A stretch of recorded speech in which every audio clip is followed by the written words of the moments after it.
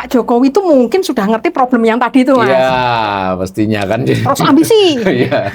Ya 2 buktinya juta. angka 2 juta itu Jangan juga tanya masuk, 2 juta dari mana loh, Mas. Iya. Aku juga nggak ngerti. 3% dari 18,9 juta loh, Mas. Banyak loh, Mas. Iya, yang di atas Iya. 50 tahun juga ada tuh. Iya. Berarti saya boleh ikut prakerja nih kan. Tapi ada ya sampai 11% ya. Dan untuk hasil yang bagus, mungkin periodenya harus bulanan, 3 bulan atau apa. Ya.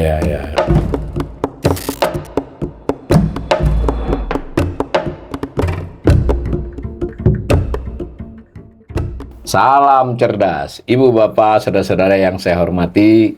Kali ini ngobrol ekonomi saya mendatangkan seorang tamu dan beliau berkenan yang sangat istimewa. Sangat istimewanya mengapa?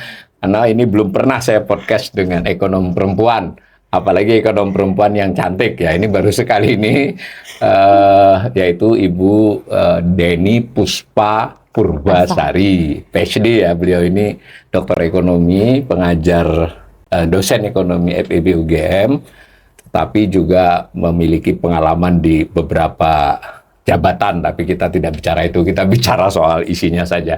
Assalamualaikum Mbak Deni. Waalaikumsalam warahmatullahi wabarakatuh, Mas Awalil. Nah, kalau di luaran dipanggil Bu Deni, tapi saya mau manggil Bu Deni kok kayak tua, masih muda dan cantik. Jangan gitu, kita saling mengerti lah, Mas. Biar Mbak Deni saja. Nah, saya dengan Mbak Deni ini nanti, dari beliau terutama, akan banyak bicara tentang ketenaga kerjaan. Lebih khusus lagi karena beliau ini diamanahi menjadi Direktur Eksekutif PMO Prakerja ya, nanti biar dijelaskan sendiri. Nanti kita sampai ke sana. Tapi kalau boleh izin kita nanti bicara masalah dulu Mbak, karena kan kalau langsung solusi kata masalahnya.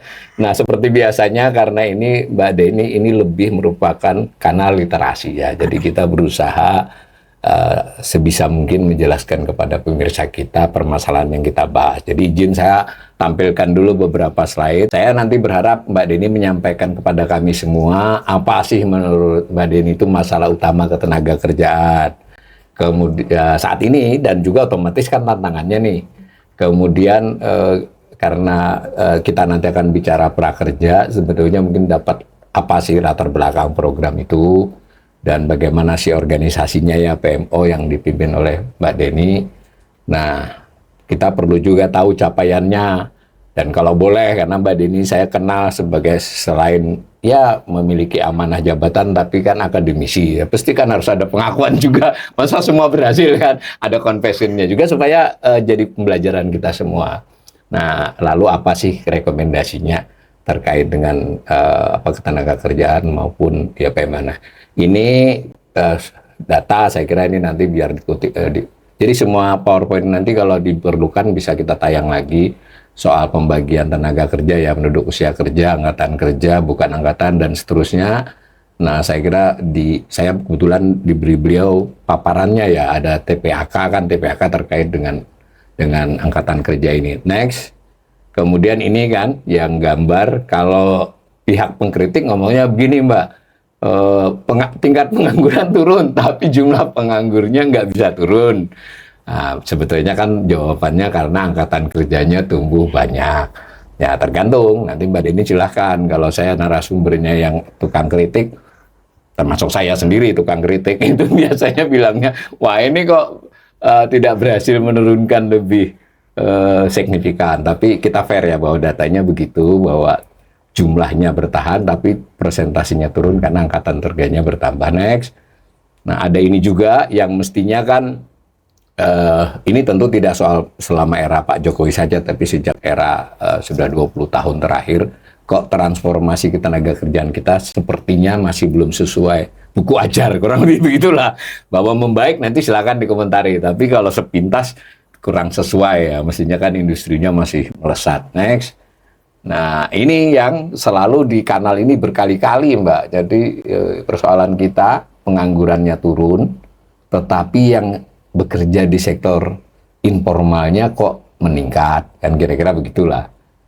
Next, kemudian yang usia muda kan masih tinggi ya, itu sayangnya datanya BPS itu kalau yang menggabungkan itu, yang memisah itu nanti telat biasanya, tapi itu jadi yang 2024 baru yang 15 sampai 24 tahun ya. Kalau yang dipecah 2 itu baru sampai 2023 Agustus.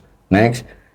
Nah ini yang kayaknya jadi perhatian banget oleh Mbak Deni, saya lihat di makalah-makalahnya, yang tidak sekolah, tidak bekerja, dan tidak ikut pelatihan. Ya kalau ini nanti mungkin ada data yang lebih rinci ya. Kalau sepintas ya boleh dong muji Mbak Deni, ini kan turun kan artinya dari 24 menjadi 22, ini sepintas loh baru. Dan 1% itu sekian juta orang kan. Next. Nah, ini yang saya dapat dari makalahnya Mbak Deni. Ini mungkin nanti perlu penjelasan tentang bagaimana sih organisasinya dan seterusnya. Next. Nah ini kan saya ambil juga dari ini beliau. Ini menarik kalau menurut saya, perlu dijelasin bahwa penggunaan kata-kata ekosistem prakerja ini agak jarang-jarang dipakai pemerintah ya. Istilah ekosistem ini agak sedikit, hanya beberapa. Dan saya baca makalahnya tadi juga ini kelihatannya diseriusi oleh tempatnya Mbak Deni ini, bahwa ini tidak sekedar gambar ya, tapi memang mencerminkan interaksi dan sebagainya. Next, ini sebaran, ini demografi, ini boleh dijelaskan nanti kalau perlu kita tayang lagi terus. Nah ini kan yang ya tentulah ya sebagai sebuah lembaga dan sebagai usaha ya Mbak Deni harus menyampaikan hasilnya, dan harus bilang dulu hasilnya baik. Tadi kan saya berharap sebagai akademisi mungkin ada confessionnya juga apa. Kira-kira begitu ya pemirsa. Tapi kita pelan-pelan karena ini literasi ya, kita perlu menggali karena beliau ini cukup lama ya, ukuran akademisi itu 5 tahun menseriusi urusan ini kan sudah sampai persentase angkanya mungkin nggak usah dilihat, itu udah hafal. Jadi kita perlu tahu dulu bagaimana Mbak Deni memandang masalah ketenaga kerjaan di Indonesia. Itu kan orang ada yang bilangnya, oh ini penganggurannya masih banyak, ada yang begitu kan. Tapi saya udah baca makalah tapi diutarakan ke ini. Menurut Mbak Deni sebenarnya paling penting itu apa sih masalah tenaga kerjaan kita ini? Baik Mas Awalil, ini kita juga diskusi ya Mas ya. Karena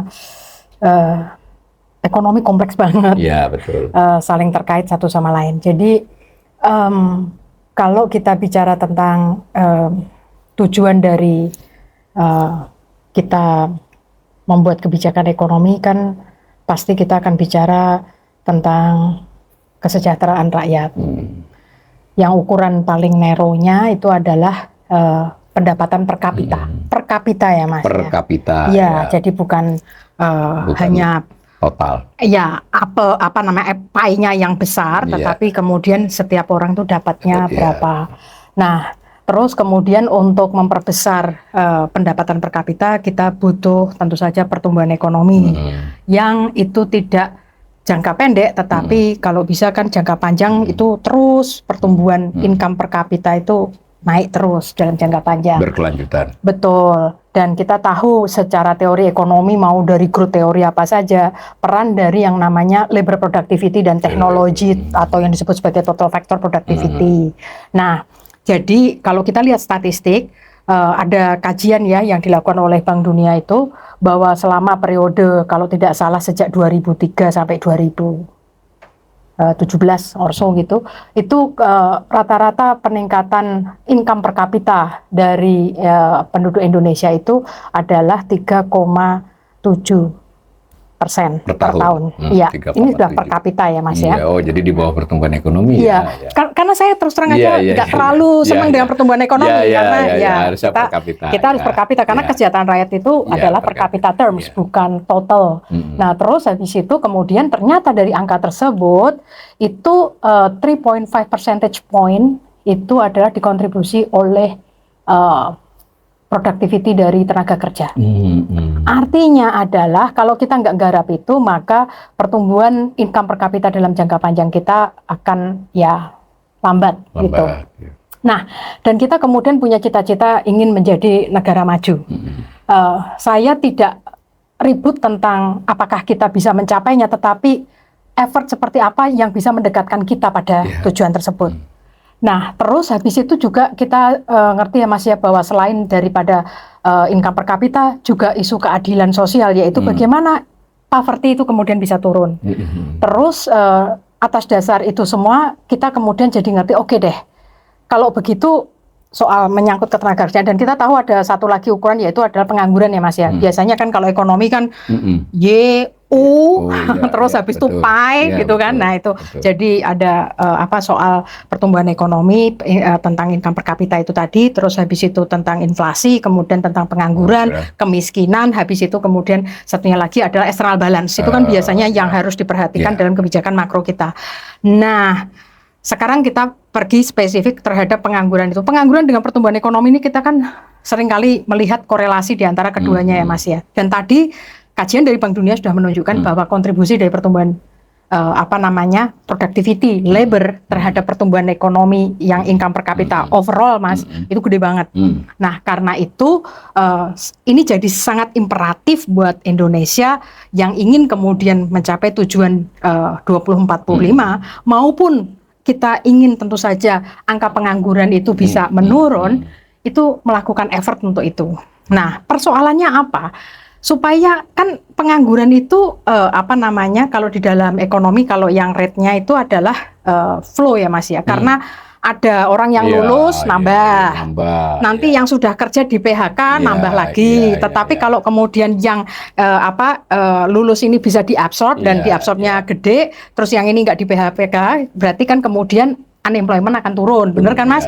Jadi bagaimana intinya adalah kita membuat lulusan baru itu more likely untuk kemudian mendapatkan pekerjaan dan di sisi yang sama itu adalah orang yang sedang bekerja atau wirausaha, usaha kecil terutama, itu kemudian tidak kehilangan pekerjaan.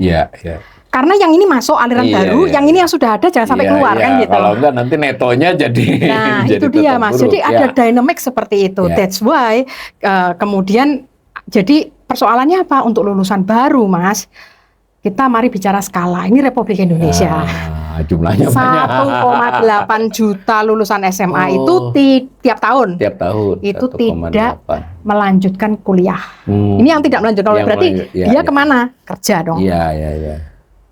Terus kan yang menikah juga nggak banyak. Kalau 18 masih 18 tahun. Tapi kemudian ada 1,8 juta juga atau 1,7 gitulah, tipis gitu. Angkanya hampir sama. Lulusan diploma sampai dengan S1 yang lulus tiap tahun. 3,5 dong. Exactly. Mari kita ingat-ingat skala. Jadi prakerja itu akses pelatihan, skilling, reskilling, upskilling buat fresh graduate maupun mereka yang sedang kerja. Dua-duanya ya? Iya. Untuk kemudian bisa dapat akses untuk skilling, reskilling, upskilling supaya yang ini bisa bertahan, yang ini bisa dapat kerja. Sesuai dengan tentu saja minat, bakat, dan opportunity ekonomi di depan mereka, Mas. Nah, jadi bisa dibayangkan yang ini 3,5 juta per tahun, Mas. Yang ini disrupsinya banyak. Nggak bisa dicegah-cegah, tambah terus ya. Bisa diserap atau tidak, pokoknya nambah 3,5 juta. Bonus demografi. Anak mudanya banyak. Jadi kita menghadapi dual challenges. Yang aliran masuk baru ini banyak. Di sisi yang lain adalah yang sudah bekerja. Jangan lupa ada technological change, ada climate change, ada COVID yang kayak kemarin.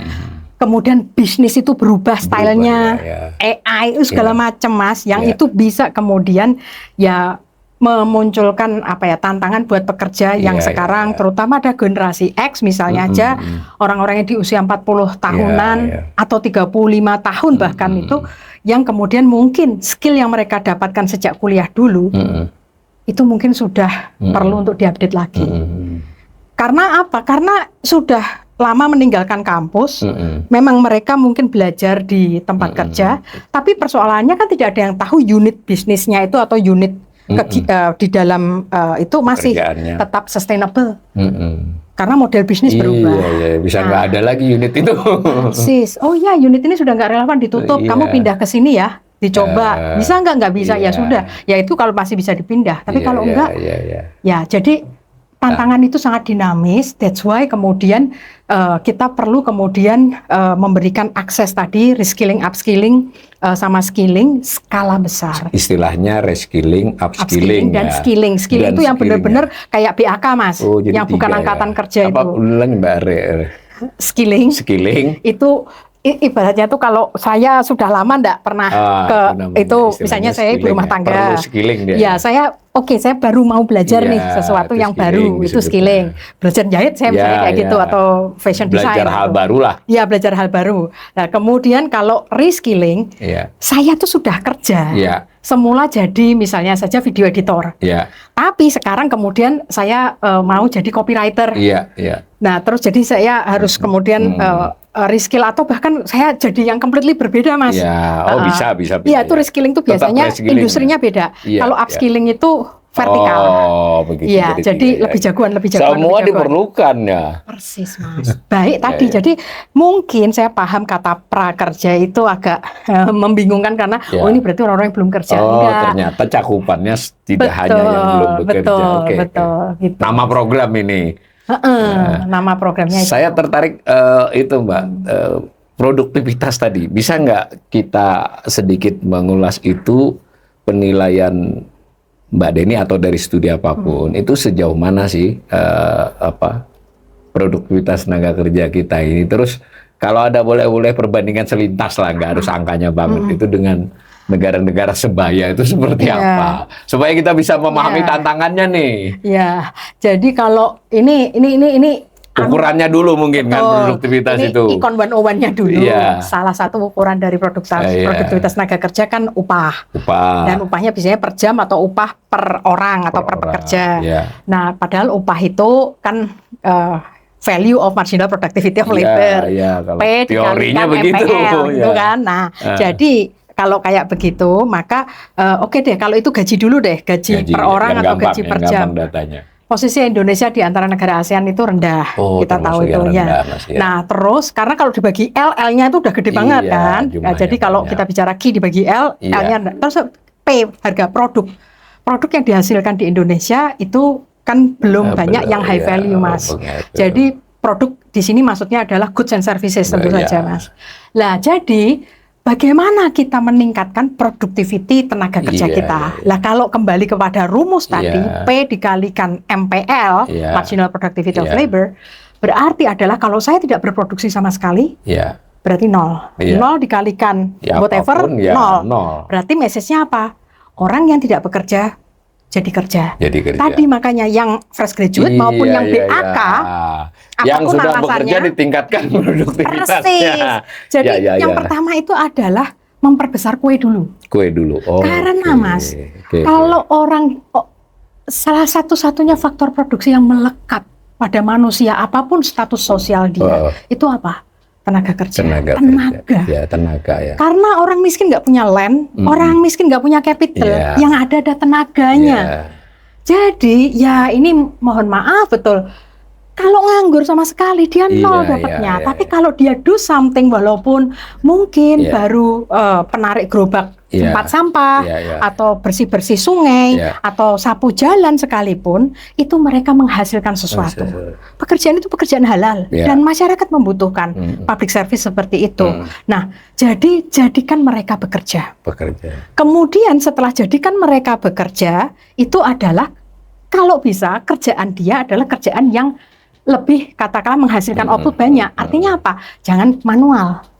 Tapi mungkin sudah mulai pakai mesin yang very simple, sehingga kemudian hasilnya itu lebih banyak, sehingga kemudian gajinya juga akan lebih baik, kerjaannya akan lebih cepat soalnya dia bisa membersihkan lebih luas. Saya potong. Jadi ini berlaku tidak hanya soal bekerja di perusahaan atau di instansi, tapi juga usaha kan, pengertiannya produksinya meningkat dan sebagainya. Dan karena prakerja itu memang diniatkan sebagai program pelatihan yang inklusif dan skala besar, Mas. Jadi kita memang scopingnya hanya fokus di supply side dari labor market. Jadi tenaga kerjanya. Jadi bukan ke demand side. Kalau di mindset kita akan bicara tentang ease of doing business, investasi, yang gitu-gitu kan, Mas. Nah, jadi kalau semua diurusin malah nggak ada yang jalan. Udah bagus, ada fokusnya. Ya, fokus. Jadi memang mandatnya prakerja itu adalah itu. Kenapa ya? Karena dunia berubah cepat. Mas bisa bayangin skill gap tadinya kayak gini ya. Universitas kita jumlahnya 4.500 loh, Mas. Bukan universitas, perguruan tinggi. Jadi termasuk akademi, politek, universitas itu 4.500. Kalau saya minta Mas untuk sebutkan 100 saja, Mas pasti sudah gemeteran. Sudah susah, Artinya banyak sekali perguruan tinggi yang mungkin tidak sebagus yang kita kenal dari yang 100 itu. Nah, ini kan kemudian hasil atau kurikulum atau apa yang diberikan itu kita kan tidak tahu, Mas. Indonesia itu sangat besar.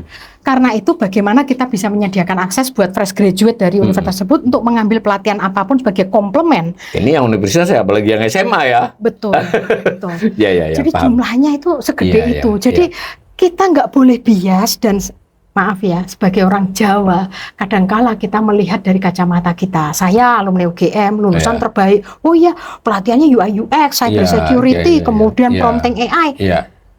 Kita ini Indonesia. Jadi karena itu, prakerja itu menyediakan pelatihan dari yang mungkin basic atau simple, sampai yang advance ada semua. Karena rakyat kita ini yang dilayani, tadi Mas tunjukkan di gambar 144 juta orang yang kerja loh, Mas. Angkatan kerja. Semarang banget. Nah, jadi segede itu, ini kan minat, bakat, potensi ekonomi yang dihadapi oleh teman-teman di Sintang, di Aceh Singkil, di kemudian Yahoo Kimo, kita nggak ngerti. Benar. Jadi berikanlah mereka option untuk memilih pelatihan yang sesuai dengan kebutuhan mereka. Di sini salah satu kuncinya nih ya. Program prakerja ini memberikan masukan, memberi kesempatan untuk aspirasi dan sebagainya. Karena juga ini terinspirasi dengan kemajuan pendidikan sekarang ini yang seringkali orang mengatakan pendidikan itu arahnya lebih personalized kan gitu, mengikuti dari passion anak, kemudian algoritmanya jalurnya ke sana yang mungkin kurang katakanlah pintar secara kognitif ditaruh ke skill atau vocational lebih ke sana, atau language atau sport yang ini kemudian ke arah yang mana. Personalized, tapi untuk menuju ke sana butuh yang namanya mungkin AI dan juga data science dan teknologi yang gimana lah, kita masih jauh dan itu mungkin Kementerian Pendidikan mengerjakan itu, tetapi menuju ke sana itu apa? Berikan mereka pilihan. Pilihan. Karena itu di prakerja ada ribuan pelatihan untuk bisa dipilih. Mau online, mau offline, mau yang webinar atau yang itu self-paced learning, ya monggo. Karena kan harusnya adalah Mas, esensi dari pemberdayaan itu memberikan pilihan kepada masyarakat, bukan kemudian top down. Nah, jadi prakerja itu aplikasinya juga on demand. Kalau butuh hendak taro, nek enggak ya karepmu, nah gitu kan, terus monggo aja. Dan ternyata ketika orang nggak mau dilatih, dipaksa latihan nanti tidur. Ketika dibuka kayak gitu, dan itu aplikasinya nggak ada middleman, nggak ada paperwork yang harus gini, yang dia harus pergi ke kantor pemerintah, harus antri, di prosesnya lama dan segala macam. Jadi ini prosesnya pendaftarannya adalah secara online dan kita membuktikan 1 hari, Mas. Jadi waktu itu tuh dibuka oleh Pak Menko Perekonomian, pendaftarannya jam 7 malam, itu sebelum jam 12 malam itu sudah 2 juta orang. Dan internetku nggak down, internetku nggak down. Itu hari pertama pendaftaran. Nah, jadi kita itu yang semula mungkin sering mikir, nanti bagaimana dengan daerah-daerah yang jauh, kasihan mereka nggak punya internet. Terbukti, Mas, dari pelaksanaan prakerja sebulan pertama itu tahun 2020. Hanya 1 kabupaten yang belum ada pendaftarnya, Deiyai. Karena memang belum ada internet. Dan cuma 1, artinya Yahoo Kimo, ke Pegunungan masih Bintang, ada internet. Kemudian Jaya Wijaya dan segala macam ada pendaftarnya. Ada aspek ini juga menurut saya, Mbak. Orang tuh kalau merasa butuh kan dia, entah dia berjalan berapa kilometer untuk mendekati sinyal kan. Bener. Jadi ada penerima prakerja yang cerita itu. Naik pohon, naik bukit. Itu menarik, itu ada sebagai jadi, cerita itu. Benar. Jadi ketika dibuka kayak gitu dan antusiasmenya kayak gitu, Mas, ya ini menunjukkan bahwa satu, yang membutuhkan itu banyak. Yang kedua, mungkin kita lebih optimis lagi tentang cara-cara digital dalam melayani publik supaya lebih inklusif. 514 kabupaten kota, cuman 1 tidak ada pendaftarnya, Mas. Saya potong dulu sedikit, Mbak. Ini kan jadi tadi udah kelihatan ya Mbak Deni pandangannya terhadap apa arti pentingnya untuk memperbaiki kondisi pekerja lah ya begitu.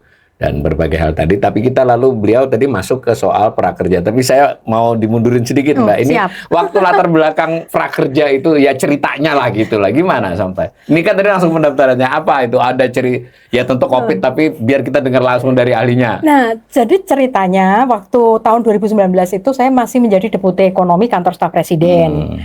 Habis itu kan saya juga nggak ngerti Pak Jokowi dalam salah satu kampanye beliau menyebutkan akan merilis program kartu prakerja untuk 2 juta orang. Baik itu pengangguran, korban PHK istilahnya, korban PHK, lulusan SMA maupun pekerja yang mau meningkatkan keterampilannya, pelaku UKM. Nah itu beliau nyebutin periode kedua itu ya. Iya, yang periode 2. Nah, terus bulan Mei setelah KPU kemudian menetapkan pemenang, Pak Muldoko, Kepala Staf Kepresidenan, panggil saya, ini harus dilaksanakan. Nanti soalnya di akhir periode pasti ditanyain janji kampanyenya terlaksana atau tidak. 2 juta setahun ya? 2 juta setahun, Mas. Iya, 2 juta nah, jadi waktu itu saya sebagai Deputi ditugasin, suruh mikirin ini nanti, karena kan KSP di zaman itu kan adalah delivery unit dari apa program prioritas. Lah ini janji kampanyenya Pak Jokowi jadi program prioritas. Nah terus saya sowan dong kepada menteri-menteri dong, karena saya ingin tahu ini program seperti apa sih. Saya sowan Pak Darmin Nasution, Menko, Pak Bambang Brojo, Bappenas waktu itu, Pak Hanif Dakiri, Menaker, terus beberapa menteri, Pak Rudiantara, Menkominfo. Nah ternyata ya beliau-beliau itu belum tahu dengan detail tentang program itu nanti akan dieksekusinya seperti apa. Nah karena itu saya lapor kembali kepada Pak Muldoko, Pak, ini saya sudah sowan sama menteri-menteri, tapi belum ada desain yang konkret bagaimana. Semua sudah tahu akan harus ada itu ya. Iya, jadi Pak Jokowi itu mungkin sudah ngerti problem yang tadi itu, Mas. Iya, mestinya kan. Terus ambisi. Ya buktinya angka 2 juta itu jangan tanya 2 juta dari mana, aku juga nggak ngerti. Loh, tapi dekat-dekat juga ternyata kan. Nah, siapa yang berani tanya? Ya enggak berani. Ya siap. Nah, terus habis itu, wah lah kok enggak ada yang tahu. Nah, terus Pak Muldoko bilang, ya nek ngono, karena beliau kan orang Jawa. Enggak apa-apa ya. Itu pikirkan gitu. Nah terus habis itu saya memulailah yang namanya desk study, Mas. Kan ini kan cara-cara teknokratis ya, Mas. Cara-cara apa ya namanya policy itu, kalau Mas intention namanya policy itu pasti positif. Tapi bagaimana menerjemahkannya dalam sebuah program desain yang implementable itu harus rasional, Mas. Iya, sesuai dengan sumber daya yang problemnya dimiliki. Kayak mana, kita sekarang punya apa, aspirasinya kayak gini. Jadi kita caranya gimana. Nah, kalau dalam strategic thinking atau strategic management juga, Mas, itu kan ini baseline, ini adalah ambisinya, gapnya ini how kita melakukan itu kan. Nah, jadi yang pertama saya lakukan itu ada baseline, yaitu apa? Desk study, literatur, review, pelajari semua. Seperti apa sih tenaga kerjaan? Yang gambarnya Mas itu. Wah, ini karena sebelumnya belum itu, bukan itu fokusnya Mbak Deni ya. Iya lah sih. Deputi ekonomi itu kan dari A sampai Z. Terlalu banyak perhatiannya. Ini fokus. Ini spesifik. Program pelatihan 2 juta orang. Nah, terus habis itu dipotret lah persoalannya. Tapi dari review literatur yang penting, Mas, salah satu publikasi yang waktu itu benar-benar kita lihat itu adalah dari World Bank, yaitu apa? Ternyata dari survei yang World Bank lakukan terhadap para pekerja itu menempatkan pelatihan itu prioritas nomor 10 dari 10. Oh, berarti tidak prioritas ya buat mereka ya? Persepsinya lah ya. Iya, ketika ditanya. Ini nomor berapa itu? Itu 10. Pengusaha nomor berapa? 7. Pertanyaannya kenapa? Pengusaha, nanti pertama saya nggak tahu harus ngasih pelatihan apa. Yang kedua, saya kemudian nggak tahu ini gunanya spesifik untuk tugasnya dia. Yang ketiga adalah nanti kalau sudah saya latih, dia dibajak gimana? Sedangkan untuk si pekerjanya, si pekerja, Mas, ini jadi yang existing ya. Jadi World Bank itu kepada perusahaan. Surveinya itu surveinya kepada pekerja dan kepada perusahaan. Nah, terus itu alasannya kenapa pekerja itu menempatkan di prioritas terakhir. Satu, nggak punya uang untuk beli pelatihan atau ikut kursus. Bayar gitu. Iya, ikut kursus nggak punya uang. Mas, tahun 2018 kan masih offline semua, Mas, nggak kayak sekarang udah banyak online. Nah, yang kedua itu adalah saya nggak punya waktu karena Senin sampai Jumat saya udah kerja, Sabtu Minggu saya nggak tahu keluarga dan segala macam. Yang ketiga adalah saya nggak tahu pelatihan apa yang saya harus ambil. Kalau kita berpikir balik ke tahun 2019, jenis pelatihan yang kita kenal kayak apa, Mas? Brevet pajak. Iya, benar. Microsoft Office. Iya. Kemudian pelatihan rias. Pelatihan rambut. Iya. pelatihan apa lagi? Susah kan ngomong? Zaman dulu loh Mas, ya kan?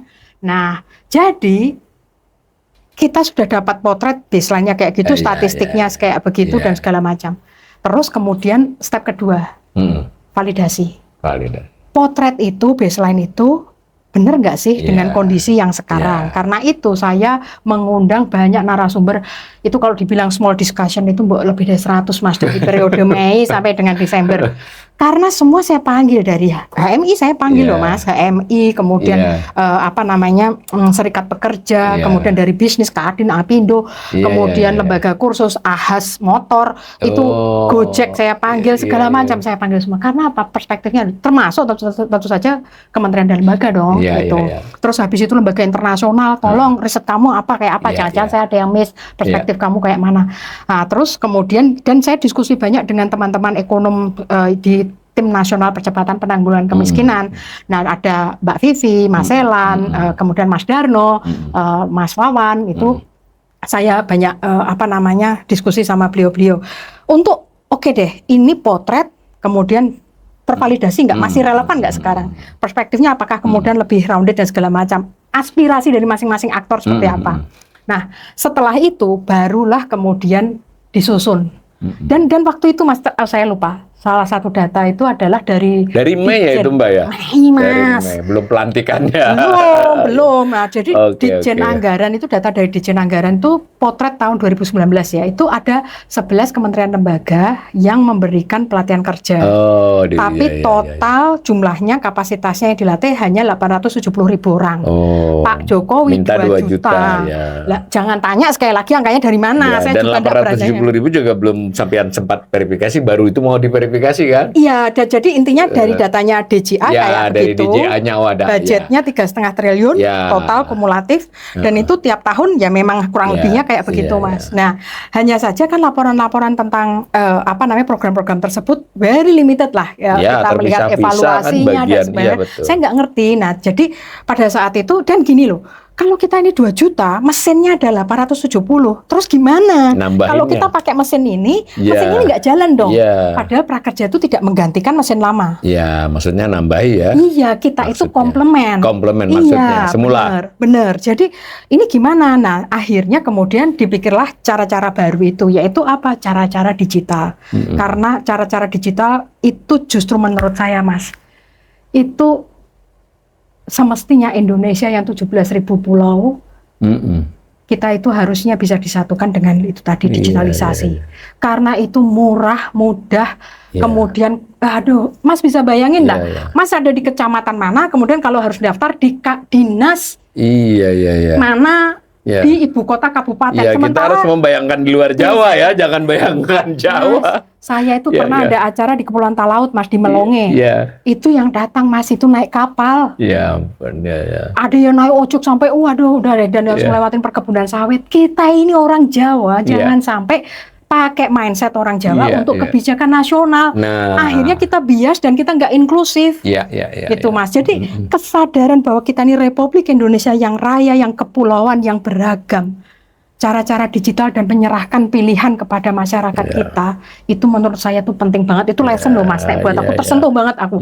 Dan waktu itu surprise-nya tuh yaitu, dari jam 19.00 sampai 24.00, jadi hanya berapa jam itu, 5 jam ya, dari jam 7. Lebih dari 2 juta. Lebih dari 2 juta yang mendaftar. Saya ada catatannya, Tapi tidak download gitu anunya. Internet nggak down. Alhamdulillah, keren. Karena yaitu SDM-nya, itu orang-orang anak-anak milenial, itu yang mereka sudah pengalaman. Itu waktu pendaftaran itu sudah bulan apa itu? November. Bener. Kan tadi Mei sampai pelantikan kan studi-studi macam-macam. Ini saya tekankan ke pembaca. Jadi Bu Deni ini biarpun hanya cerita, tapi kita bisa membayangkan bahwa beliau ini, saya kenal lah beliau ini benar-benar teknokratis ya. Dia dapat penugasan, dia coba susun, manggil orang, studi, baca sendiri. Nah itu berbulan-bulan kan, baru pembukaan kan begitu. Bener. Nah pembukaannya kapan itu? Nah benar. Jadi Mas, saya ingat. Jadi desain dari hasil diskusi banyak orang, kemudian kayaknya cara eksekusinya kayak gini nih. Inspirasinya sederhana Mas. Tokopedia Bukalapak. waktu itu ya. Iya, Gojek, Traveloka, itu kan listing semua produk, listing semua tiket, pesawat itu, dan kemudian orang milih kan. Informasinya misalnya saya mau beli panci, pancinya yang mereknya ini, apa yang kita lihat Mas? Informasinya, rating penjualnya, bintangnya berapa, terus gitu, dan mereka berkompetisi kan Mas. Harganya kan gini-gini kan Mas ya, kita tinggal sorting aja harganya mana yang paling murah. Inspirasinya cuma kayak gitu, jadi nggak rocket science. Imagine kalau kemudian ada marketplace yang itu melisting aneka jenis pelatihan, baik itu pelatihan online maupun offline, jadwalnya kayak gini, ada rating dan ulasan, bintang berapa, harusnya dan harganya juga ada di situ, instrukturnya siapa, lembaga pelatihannya siapa, diklik kemudian juga bisa pergi ke situs. Kenapa kemudian kita nggak lakukan itu? Masalahnya caranya gimana? Ini di pemerintah belum ada model kayak begitu. Nah, 2019 Mas. Nah, jadi waktu itu idenya melesat. Begitu mikir ini eksekusinya gimana? Blank. Nah, karena itu saya kemudian diskusi dengan talents yang ada di teknologi digital. Ini kan banyak sekali, itu kan baru rising ya Mas ya, startup di Indonesia. Nah terus ini cara eksekusinya gimana? Sembuh lah Mas, mereka tuh ngomong ini ngomong itu saya tidak paham, mereka kemudian bahas sendiri itu nggak paham. Pokoknya ini sebenarnya bisa dieksekusi gitu. Nah terus habis itu ketika bisa dieksekusi in general, terus Pak Muldoko kemudian menghadap kepada Bapak Jokowi, saya hanya mendampingin.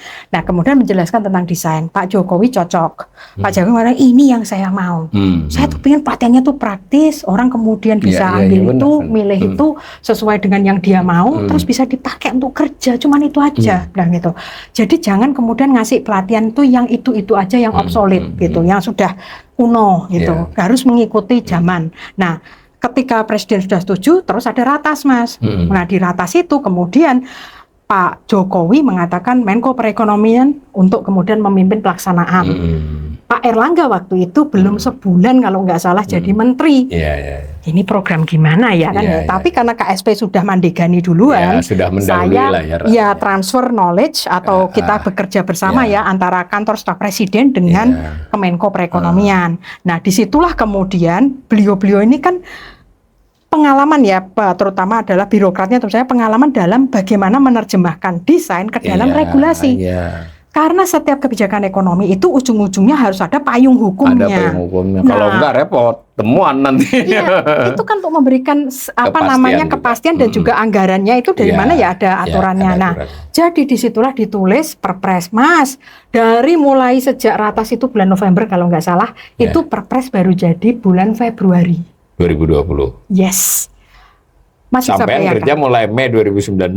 Saya kerja mulai Mei 2019. Ya artinya masih pra-pra sendiri ya seadanya. Karena kan saya pekerjaannya juga banyak ya, tidak hanya itu. Tetapi waktu itu ya agak deg-degan karena sudah tugas dari Pak Muldoko. Nah, tapi Mas bisa bayangkan tugas yang namanya untuk melahirkan sebuah perpres yang rasional, desainnya rasional, can be implemented, itu butuh waktu, butuh dialektika, kerja teknokratis dan bekerja dengan para birokrat senior yang pengalaman menyusun aturan main dan segala macam, jadilah begini.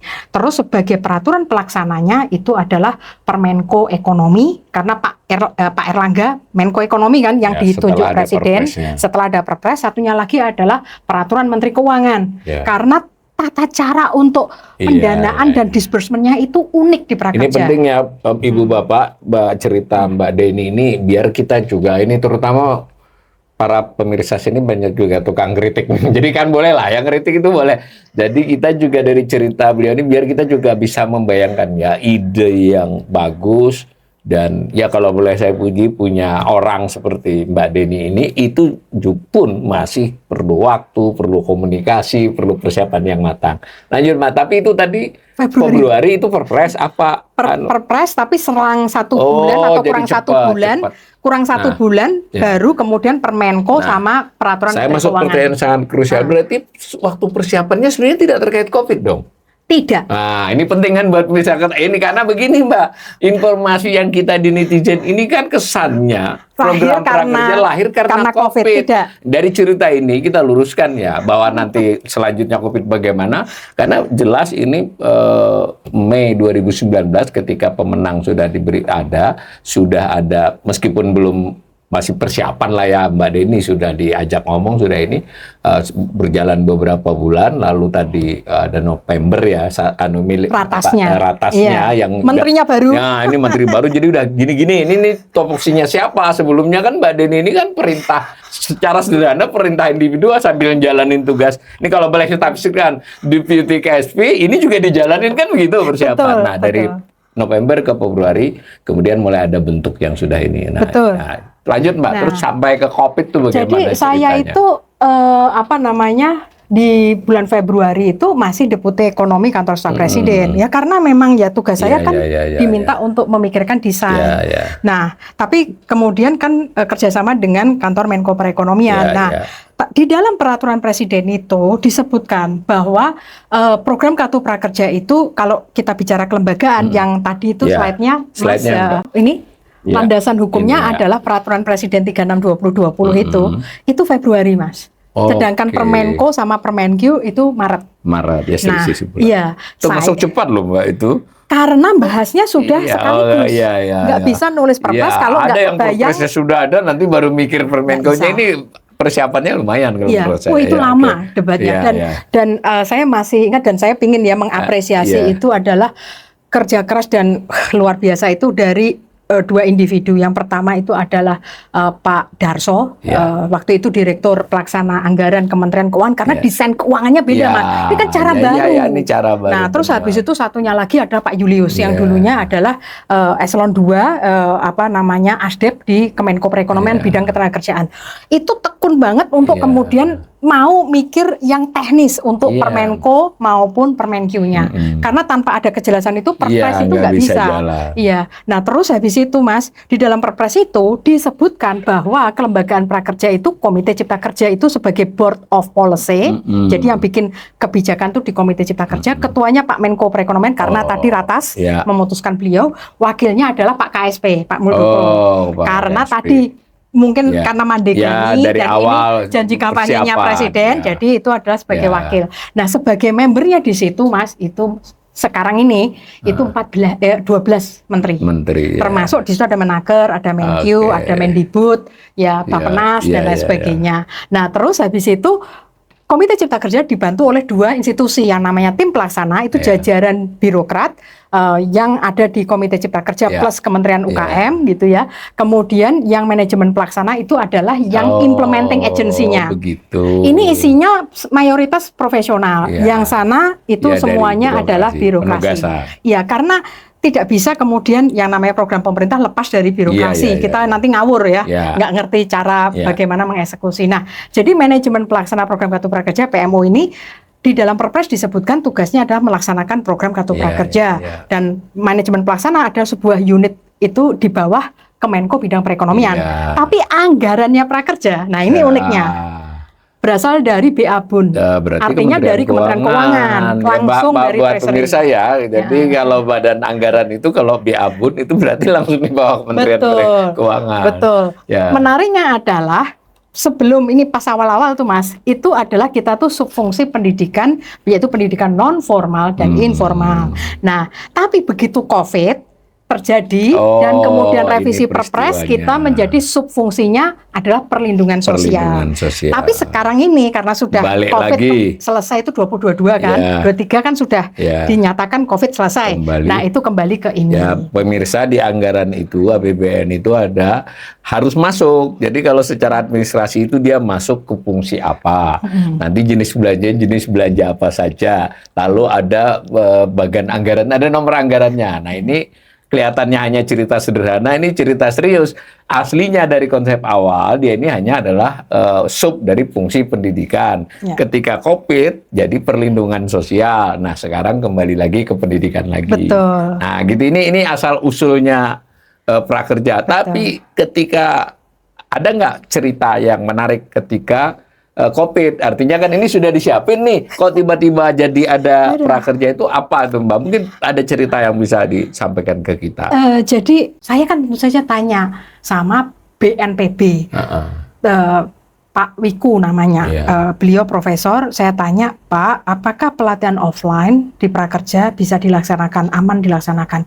Oh jangan Bu Deni. Iya, Tapi kalau Bu Deni mau tetap lakukan itu, satu, tidak boleh ruang tertutup, tidak boleh itu AC, Iya. terus harus di luar dan setiap hari colok iya. hidung. Waduh, Iya, colok iya. hidung ongkosnya Colok hidung berapa? waktu itu mahal Mahal ya. banget dan hidungnya setiap hari dicolok, Iya, Mas. iya, iya, Dan kemudian Iya. orang itu kan bisa saja datang dari daerah atau zona Iya, merah, iya. tapi lembaga pelatihannya di zona hijau, lah malah Iya, nular-nulari, iya, iya, kan iya. gitu. Nah, Akhirnya jadi nggak disarankan untuk melakukan pelatihan offline.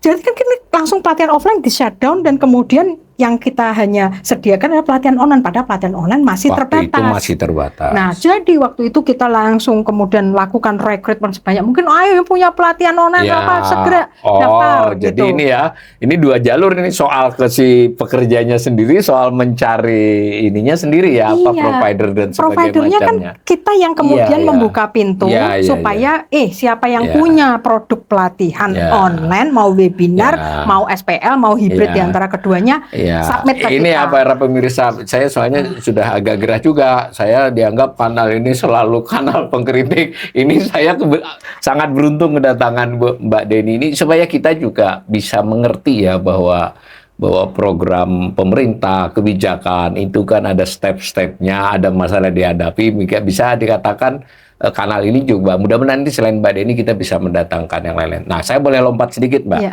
Jadi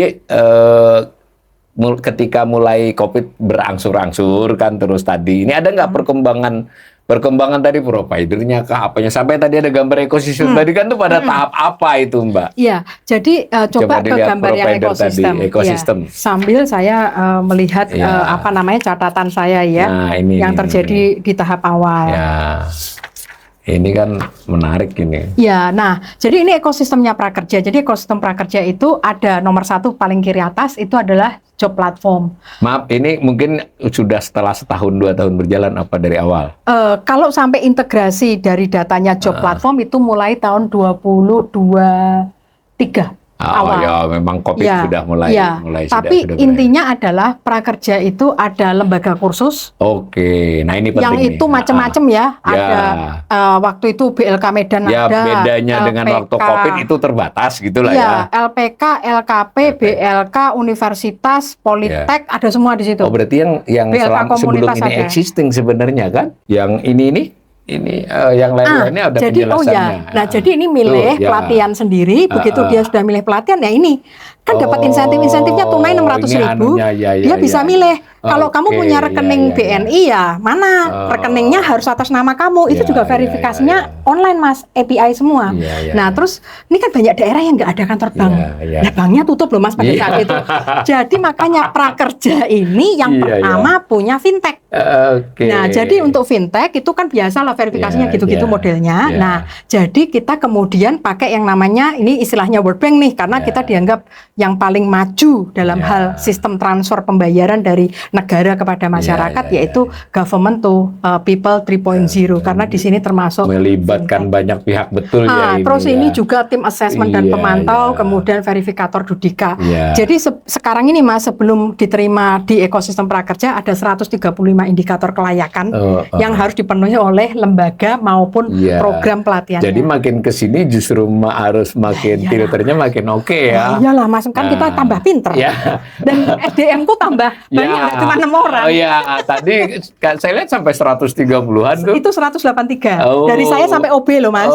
Dan termasuk tenaga lepas yang hanya kita pakai untuk 3 bulan terakhir untuk verifikasi.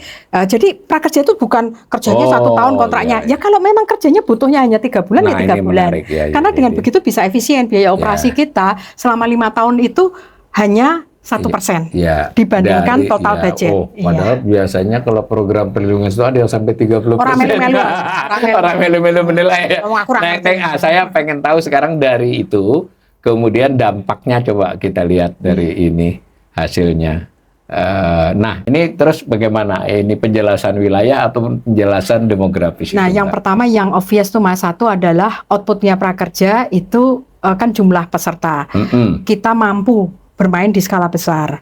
Nah, dalam dan skala besar itu kan bisa saja terkonsentrasi di Jawa ya Mas. Betul. Sehingga nggak inklusif. Ya, karena penduduknya di Jawa yang banyak. Tapi kemudian jadi nggak inklusif. Misalnya gini, 2 juta kalau orang Jawa semua, Mas berarti memperlebar ketimpangan dong gitu. Nah, jadi algoritmanya prakerja untuk memilih meng-SK-kan peserta dan segala macam itu sudah zonasasi juga. Yang ini pegunungan Papua misalnya. Iya, itu contoh paling ekstrim tuh. Itu 3.000 orang loh, Mas.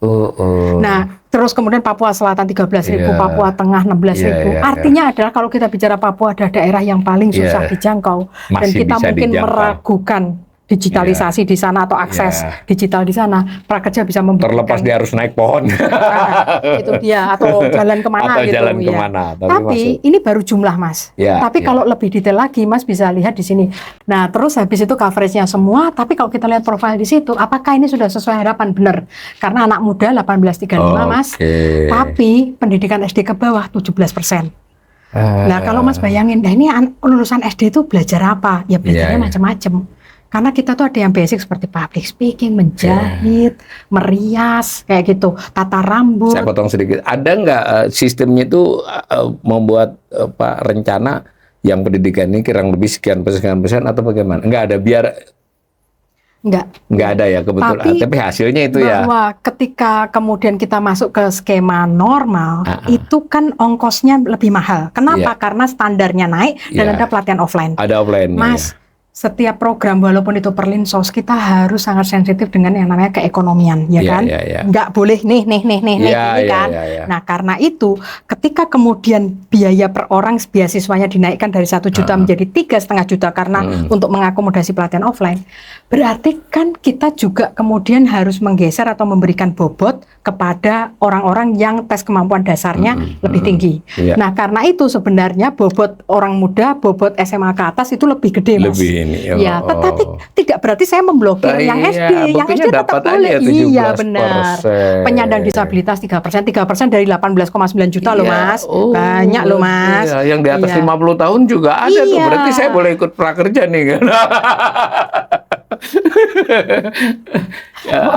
Tapi ada ya sampai 11% ya. Artinya Mas, kan ini kan saya potong sedikit, Mbak. Ini kan sistemnya stem cell aktif kan, artinya mereka mendaftar kan. Loh ya, ini istilah politik. Loh bener Mbak. Jadi kan orang kalau beda nih, kalau stem cell pasif kan orang ditawari, diajak. Ini kan berarti dia kan. Itu Mas. Iya, ini saya dari prakerja yang membuka pintu atau partisipasi semua orang. We realize something, we learn something. Dan kemudian di sini Mas, prakerja itu kenapa fungsi pendidikan? Karena kita tuh inspirasinya itu adalah lifelong learning, Mas. Dunia itu berubah terus, Mas bisa bayangkan. Kalau punya anak kecil, apakah Mas bisa ngomong bahwa kamu belajar ini karena besok itu ini dibutuhkan? Besok dibutuhkan lagi. Itu dia jadi anak besar tuh masih puluhan tahun, kita aja nggak tahu 10 tahun yang akan datang itu jenis pekerjaan itu kayak apa. Jadi kalau kita nggak terlalu ngerti tentang masa depan, kuncinya apa? Tanamkan dia budaya untuk selalu belajar dan bisa belajar secara mandiri, haus akan pengetahuan dan keterampilan. Itu Mas, jadi prakerja itu bagian dari lifelong learning. Terus kemudian lebih spesifik lagi, kalau lifelong learning kan sejak dari buayan sampai liang lahat ya Mas. Jadi 0 sampai 77 tahun. 77 tahun lalu angka harapan hidup perempuan Mas. Kalau laki-laki matinya lebih cepat Mas. Tidak termasuk saya tapi insya Allah.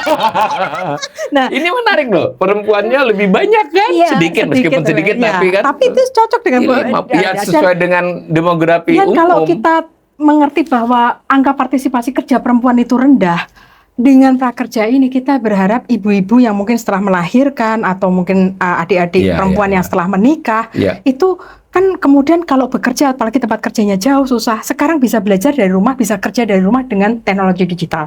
Jadi contact center, jadi kemudian data entry, admin support, apapun ya segala macam lah Mas. Nah, jadi literasi digital di prakerja dalam salah satu studi evaluasi itu kemudian terdorong sangat tinggi karena program Kartu Prakerja. Nah, terus ini self selection Mas. Ternyata yang daftar, yang mengatakan bahwa waktu daftar prakerja dia itu nganggur 61%. Padahal kan tadi angka pengangguran kita pada saat zaman COVID itu kalau nggak salah 7% ya Mas ya. Nah, ini 61%, artinya disproportionately yang merespon program ini adalah yang nganggur. Yang nganggur ya. Walaupun yang kerja boleh loh. Boleh ya. Tapi ternyata yang kerja tahu diri dan nggak butuh mungkin dan segala macam. Nah itu Mas. Terus kemudian yang belum pernah ikut pelatihan, tadi kalau di baseline kan berapa Mas? 90%. Ini 86%. Ya lumayan. Nah, jadi artinya adalah lumayan bahwa di dalam hal skala inklusivitas itu kemudian prakerja katakanlah serve the purpose. Tetapi ini kan saya belum ngomong tentang kepekerjaan ya Mas ya. Apakah mendorong kepekerjaan, apakah mendorong habit baru, apakah kemudian meningkatkan pendapatan. Tapi secara statistik minimal ini sebuah pertanggungjawaban yang saya kira ya bukan memuji, artinya kan bekerja nih kawan-kawan PMO prakerja ini. Memuji apa loh Mas? Boleh ya memuji ya, karena saya kira silakan pemirsa mungkin punya pandangan. Jadi saya boleh menilai begini Mbak, jadi memang banyak orang yang waktu dengar prakerja itu bayangannya politik ketika COVID itu gitu loh. Nah ini kan kita sudah mendapat gambaran ya, itu ya betul pada waktu COVID ini salah satu yang diandalkan bagian dari perlindungan sosial. Tapi Mbak Deni tadi sudah menjelaskan ini dipersiapkan sebelum COVID, ketika malah dari sisi Mbak Deni dan kawan-kawan COVID itu tidak memudahkan pekerjaan kan malah. Nah berlalunya COVID membuat optimalisasi bisa dilakukan, sudah banyak belajar juga, dan capaian selama 5 tahun ini menurut saya sesuatu yang bisa menjadi pelajaran. Nah, berikutnya ya buat program apapun selanjutnya, malah saya bolehlah memberikan penilaian sebagai ekonom.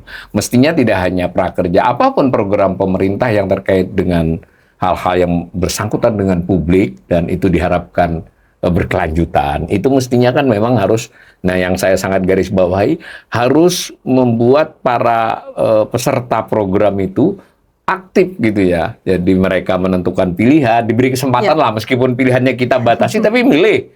Kemudian juga ada proses belajar dari sisi penyelenggara. Kalau boleh saya menilai dari cerita Mbak Deni tadi kan PMO prakerja juga terus-menerus belajar kan.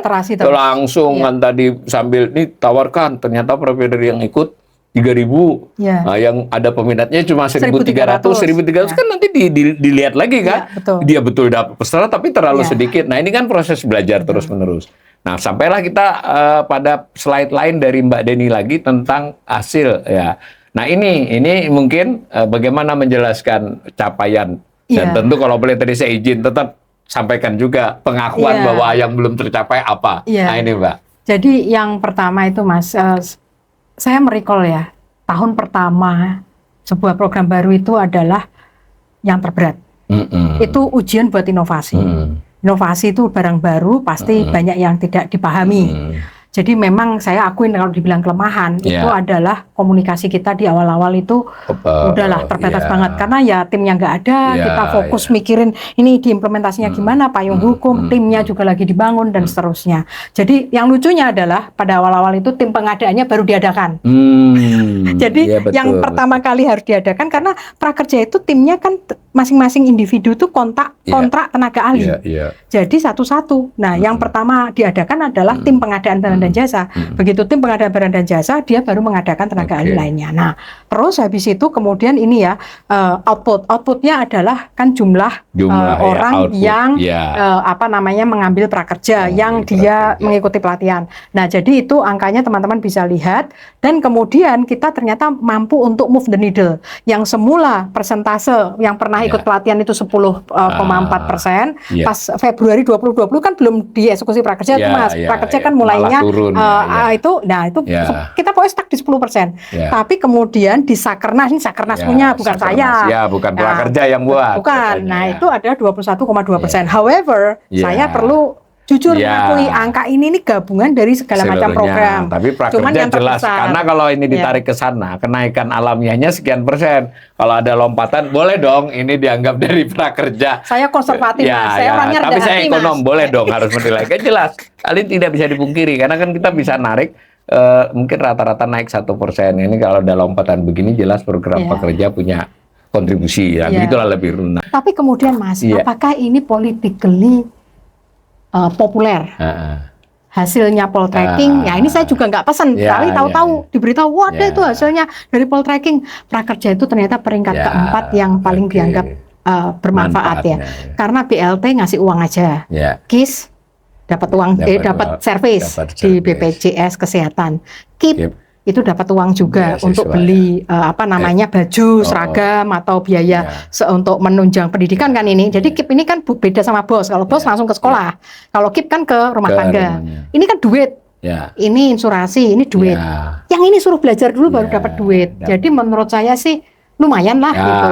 Untuk program baru bisa di peringkat keempat. Harapan ke depannya Mbak, artinya dari pengalaman Mbak Deni 5 tahun ini, kira-kira mengusulkan apa, kan kita nggak tahu ya ini pemerintahan Presiden Prabowo ini bagusnya melanjutkan ini atau bagaimana? Usulan nih, kalau putusan urusan pemerintah. Mas, kita harus berpikir tentang skala. Nah, dalam project management itu kan seringkali kita dihadapkan pada trilema. Skalanya gede, kita pingin kualitasnya bagus, tapi di sisi lain kita juga pingin affordable, artinya murah programnya. Ini tidak bisa, Mas. Salah satu kemudian atau kita harus optimalisasi dan menerima kekurangan di berbagai itulah. Nah, jadi kita di dalam program Kartu Prakerja ini sudah membuktikan bahwa cara-cara digital bisa inklusif. Dan ternyata biaya operasinya cuma 1%. Tapi kemudian dampaknya secara ekonomi masuk, membangun kapasitas kita dalam jangka panjang. Jadi menurut saya sih, ya perbaikan pasti perlu. Yaitu misalnya saja pelatihan-pelatihannya ini, kita pingin kemudian lebih banyak misalnya saja tentang AI generatif.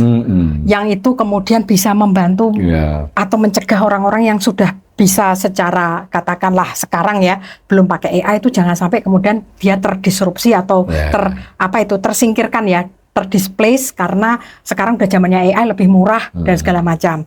Nah, jadi kita pingin kayak gitu, tapi di sisi yang lain kita juga pingin banyak pelatihan green skill. Kita tuh pelatihan yang berbasis AI kalau nggak salah baru 23 sekarang ini, sedangkan pelatihan untuk green skill baru 14.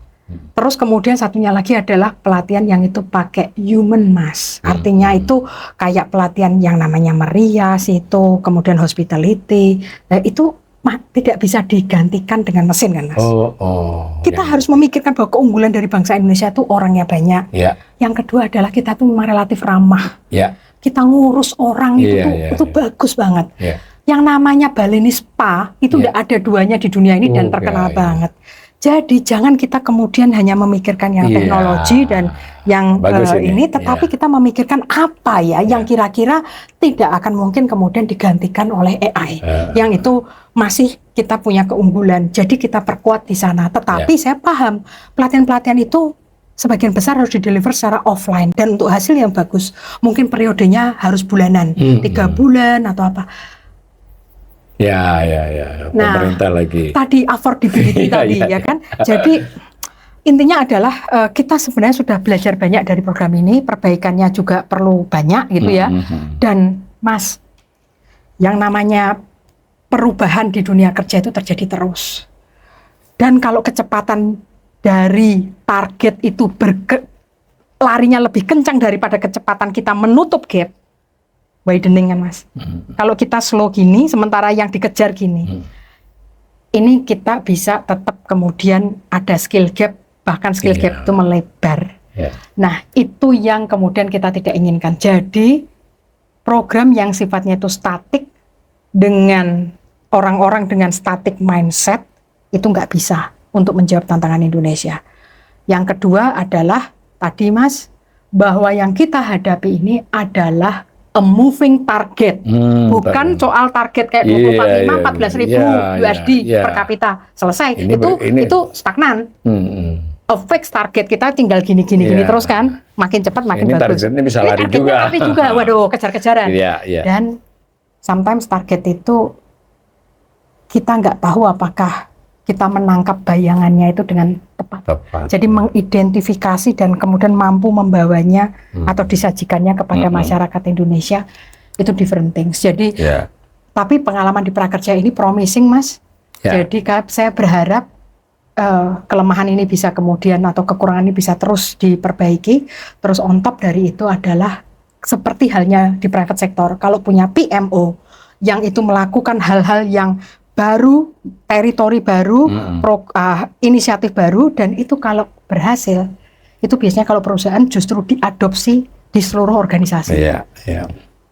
sayang kalau kita kemudian berjeda, sayang kalau kita kemudian reinventing the wheel dan kemudian coba-coba skema-skema yang baru daripada kemudian memperbaikinya atau melanjutkannya. Demikian ya, nggak terasa kita lebih dari 1 jam berbincang dengan Mbak Deni. Mudah-mudahan ini membuat pemirsa bisa memperoleh gambaran supaya fair ya kita, bahwa ini dijelaskan oleh beliau prakerja, asal-usulnya, yang sudah dicapai, tantangan-tantangannya dan harapannya ke depan.